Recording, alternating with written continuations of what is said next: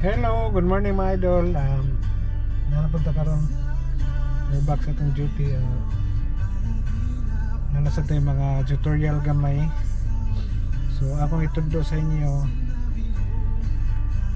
ang saon pag engage ang 4 high gikan sa 2 high, 4 high, 4 low. Basta na ko itundo i-share sa inyo sa atong unit.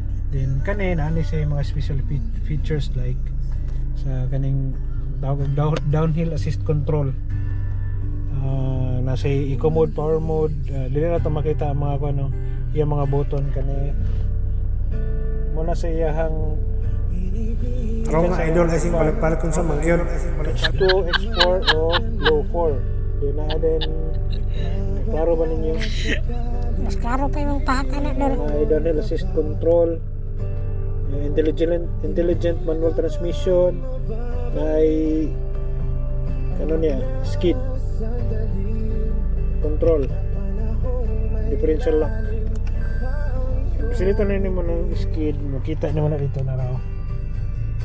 Oh, kita, oy. Pero tingin kita, Okay, ako itundo sa inyo karon mga idol. Let's see you guys. So, dire na ta. Welcome to tutorial mga idol. Mag-engage na to karon from 2 high to 4 high. Kayong 2 high, 4 high, magamit ninyo pag mag 4-wheel drive. So, engage 4 high. Matik na mag-blink dito sa kuan di sa dashboard. Kung mag-stop siya blink, meaning engage na siya o kana engage na. Pero kung mag-blink pa na siya, pag engage si mo diri sa knob, meaning wala pa na siya na engage. So pwede gyapon na siya maggadagan kamulo basta dili na siya mag above 80 km per hour ang imong dagan, i-engage nimo na siya og 4 high, imong i-4 wheel, matik na siya mosulod. So pag disengage gyapon nimo, mao gyapon balik pa nimo 2 high ang knob. So karon atong engage ta sa kuan 4 low.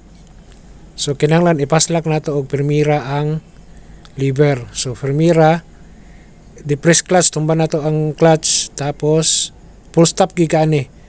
Then engage 4 low, so na 4 low na siya. Full stop, depress clutch, paslak og permira, tapos 4 low.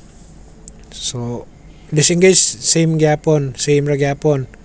Ayaw dili nakapermira, depress clutch, balik ni sa 4 high.